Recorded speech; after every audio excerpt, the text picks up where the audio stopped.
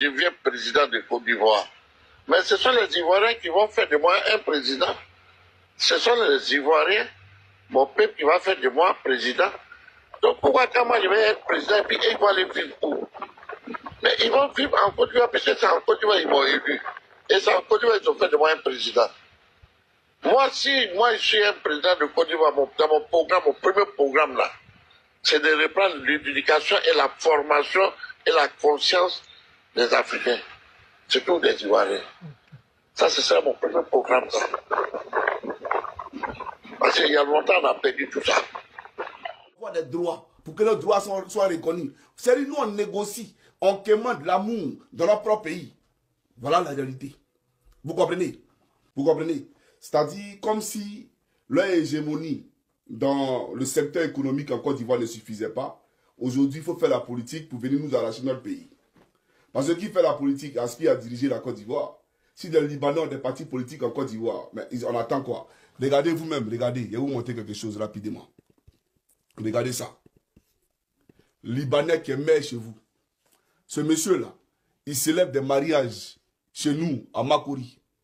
Parce qu'un certain Abi Raoul a décidé de trahir tout un peuple.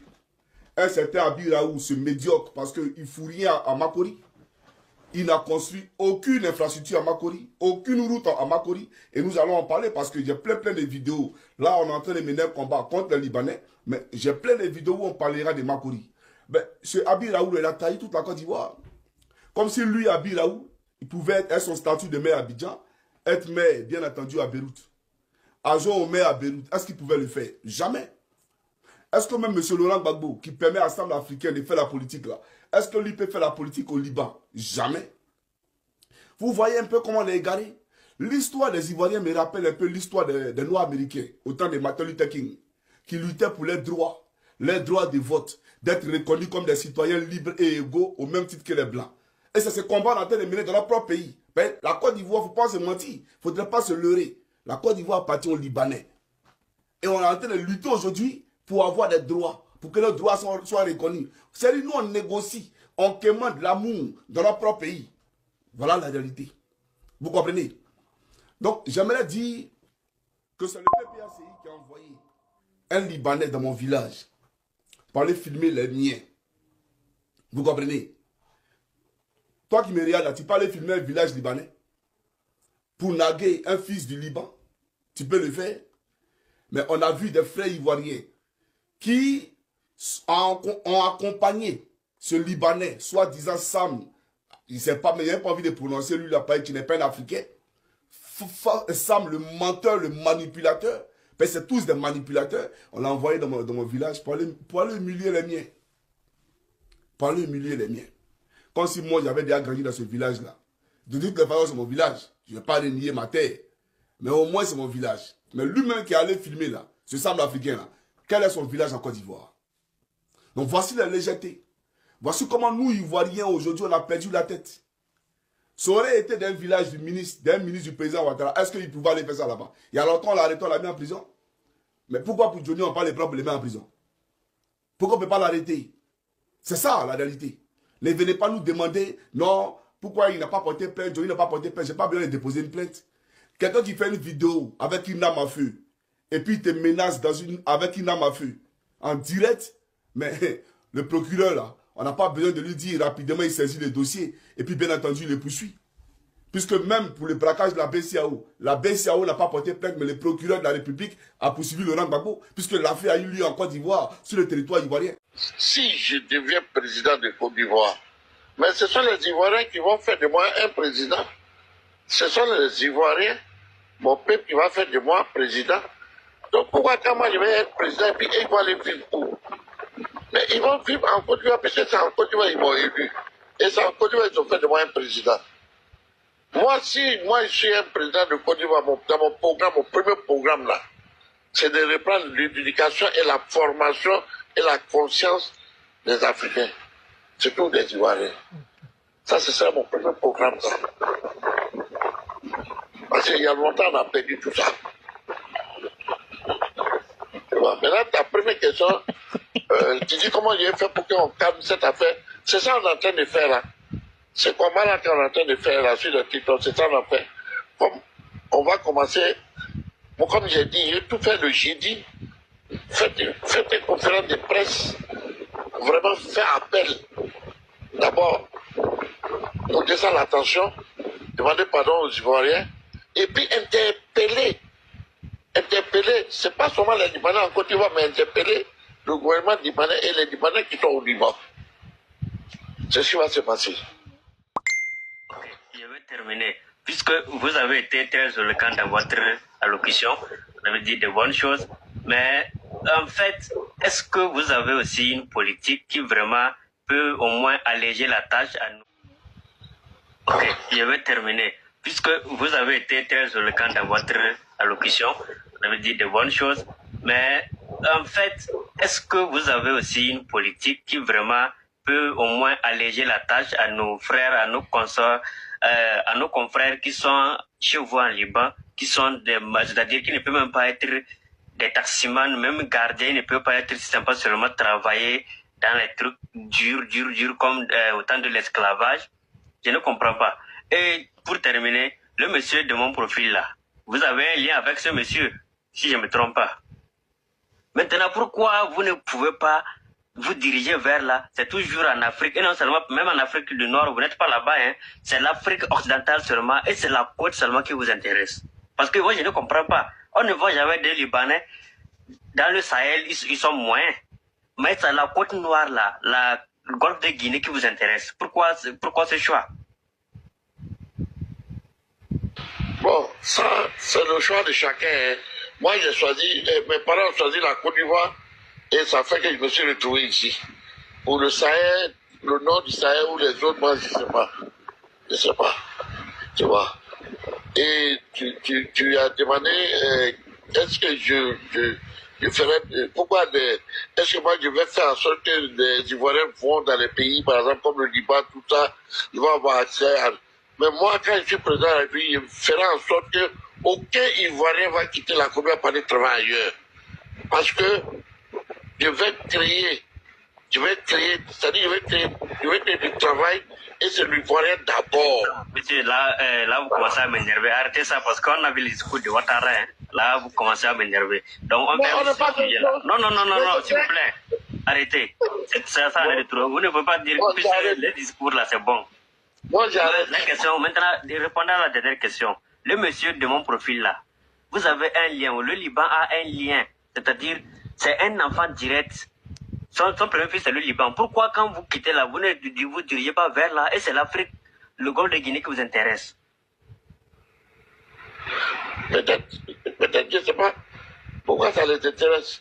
Mais de qui tu parles, mais de quel lien, de qui? C'est le président iranien qu'on a bombardé en haut là, c'est lui. Oh, lui. Oh. Et pourquoi il vient ici, quoi? Pourquoi vous n'allez pas en Iran, chez votre papa? C'est l'Iran qui fait le Liban et le Hezbollah. Pourquoi vous ne vous dirigez pas vers là? Et c'est l'Afrique qui vous intéresse. Bon, je vous explique. Hein. Je viens t'expliquer. Tu sais comment le monde est créé, non? Avant, là, quand Dieu a créé la terre, là, on était un. On parlait tous la même langue. On s'attendait. C'est à cause du tout de Babel, qu'ils ont fait, qu'ils ont commis des péchés là-bas, que Dieu s'est fâché et il a frappé cette terre ce jour et il a demandé que les gens vont plus s'attendre, ils vont plus comprendre entre eux. Et les gens sont partis d'aider. Il a dit, la terre est tellement grande, allez-y partout où vous allez partir et chacun va choisir où il va vivre, où il va rester. Mais vous n'allez plus vous attendre. On va parler de vous raconter des conneries, monsieur. Voilà. Donc, je vous dis que chacun a son choix. Vous racontez des conneries, vous parlez de vous allez pas me dire que je raconte des conneries, je vais t'insulter. Mais justement, vous racontez des conneries, monsieur. Vous ne pouvez pas manipuler, vous ne pouvez pas manipuler les gens. Qui a ton beau Camerounais là? S'il me dit qu'il prend des conneries, je vais l'insulter. Mais vous racontez des conneries, mais c'est une factualité, monsieur. C'est pas où toi, tu t'as ramassé les Camerounais pour venir dans ton live là. J'ai dit, vous ne pouvez pas vous calmer. Hein? Tonton Sam, dis-moi si tu vas me dire. Tu disais que tu as... On va terminer avec Sam. Sam, vous faites ce que vous dites, c'est très gentil. Mais moi, la question que je me pose, parce que même l'Iran, apparemment, il dit que dans les jours à venir, il va encore frapper en réponse, en soutien au Liban. Maintenant, pourquoi l'Iran là, l'Iran fait plus de 5 fois la Côte d'Ivoire. Hein. L'Iran, c'est un grand pays, tout le monde le sait. Ils ont même des terres qui ne sont pas encore habitées. Pourquoi vous ne vous dirigez pas vers là-bas et que vous vous déplacez l'Iran, le Liban là? C'est 1500 km. Mais vous vous déplacez à plus de 7000 km. Mais depuis, tu n'es pas libanais, il ne connaît pas la race. Je lui poser la question. Est-ce que tu sais que depuis matin, Iran bombarde Israël? Depuis matin. Ouais. Depuis matin, Israël même est dépassé. Toutes les missiles qui ont été lancées à trouver le sol israélien, à toucher le sol, à toucher les camps militaires, à toucher la ville, à toucher la population, à toucher les bâtiments. Israël ne s'attendait pas à ça. Oui, je suis informé. Je suis en Amérique, je suis informé. Je ne refuse pas. Mais maintenant, pourquoi il ne peut pas vous accueillir? Vous ne vous dirigez pas vers là-bas. Mais c'est nous là. Pourquoi toi tu es en Amérique? Tu fais quoi là-bas? Oui, je ne suis pas. D'abord, c'est que vous faites quoi? Je ne suis pas en Amérique ici. Tu fais quoi en Amérique? Les boissons frelatées, les droits, tout ça là, tu n'as pas le droit de faire ça en Amérique ici. Ici, tout le monde est soumis à la loi. Mais quand chez vous, un Libanais gifle un policier, jette une fille de l'étage et rien ne se passe là, est-ce que c'est normal? Pourquoi les gens ne sont pas allés en Iran? Maintenant, je te demande, toi, tu viens de quelle est ta nationalité? Tu viens de quel pays? Moi, je suis africain, je suis noir. C'est qui Centrafrique? Tu dis? Tu es de Centrafrique. Je suis africain. Et je ne vais pas venir tomber dans la boue en insultant. Mais toi, le perroquet qui est derrière Lolo Beauté, et ça, je vais te le dire une seule fois, et une dernière fois. Je t'ai laissé parce que tu ne me connais pas. Et je vais te dire 2 mots. La prochaine fois que tu t'aventures à mettre ne serait-ce que mon nom, mon mot dans ta bouche, ils ne seront pas là quand tu vas revenir à Abidjan. Ils ne seront pas là pour te défendre.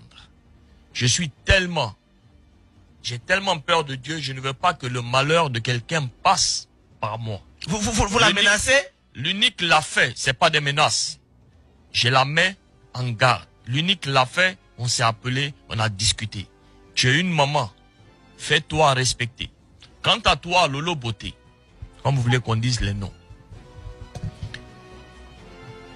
Quant à toi, Lolo Beauté, j'ai entendu ton message, j'ai entendu tes insultes. Sincèrement, de tout cœur, tu ne vaux pas la peine que je cite ton nom dans ma bouche et que je te réponde. Tu ne vaux même pas la peine. Parce que je pense que vous avez un problème de personnalité et un problème de confiance en vous qui fait que vous avez besoin de vous sentir aimé sur les réseaux sociaux. Mais monsieur Hassan Ayek, mais je vais vous dire un dernier mot. Je serai le terminus, et ça je le dis ça ici, je serai le terminus de toute personne qui va s'amuser désormais, mais dans la loi, dans l'humilité et dans la légalité. Celui qui va tenter, il va rester. Ce n'est pas une question de toile ou que tout le monde m'a soutenu. Je remercie tous les Ivoiriens qui se sont levés parce qu'ils avaient gros sur le cœur. Mais ce n'est pas des menaces. Hassan Ayek n'est pas tombé d'un arbre en Côte d'Ivoire. Hassan Ayek n'est pas quelqu'un qu'on trouve n'importe où. Je connais ce que je suis, je connais ce que je représente. Et je connais mes entrées, parce que les gens vont commencer à parler. J'ai les moyens de ma politique. C'est pas une histoire de béret, ou bien vous vous levez, vous, à cause de la monétisation, vous vous amusez. Celui qui va prendre encore une fois mon nom pour le jongler, il sera très mal jonglé. Et ça, je vous le promets devant tous ceux qui regardent ici. À un moment donné, il faut qu'on se respecte.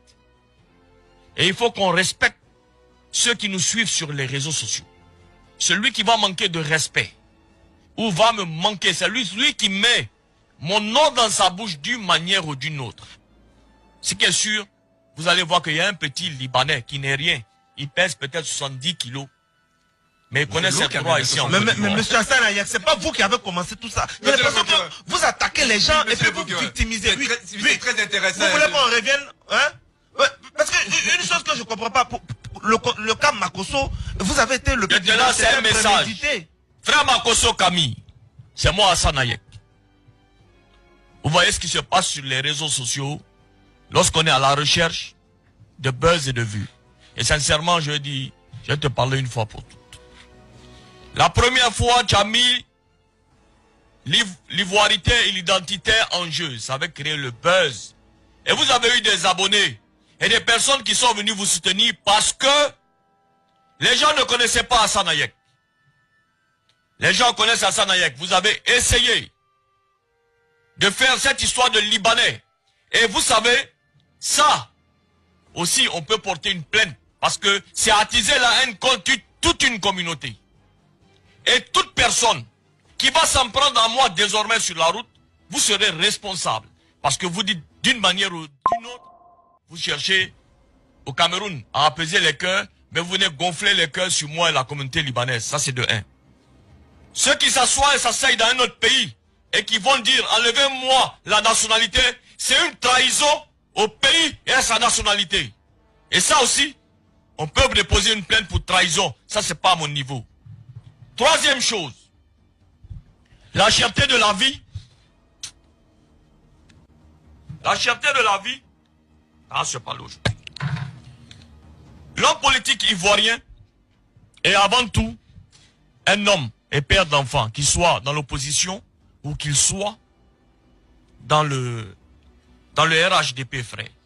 Tu n'aimes pas le président Alassane Ouattara plus que quelqu'un en Côte d'Ivoire. Il faut des gens aveugles pour dire que le monsieur n'a pas travaillé. Donc, l'allure que tu prends toujours à prendre le nom des politiciens et le nom du président de la République pour essayer de te créer une coquille pour te protéger, ça passe pas avec moi. Je te dis 2 mots. Lorsque tu te lèves et que tu dis que c'est l'opposition qui nous paye, pour venir mener des combats, pour qu'on dise que le président Alassane Ouattara, que je voudrais saluer ici, n'est pas dans son passage organisé en 2023, ou parce que c'est l'opposition qui nous paye quand on augmente des petits produits pour qu'on vienne, pour qu'on dise qu'il ne fait pas du boulot. C'est manquer de respect à tout le monde. Parce que dans le RHDP, il y a une majorité qui prennent à peine le SMIC. Qu'est-ce que tu en sais des gens? Qu'est-ce que tu en sais de la vie des gens?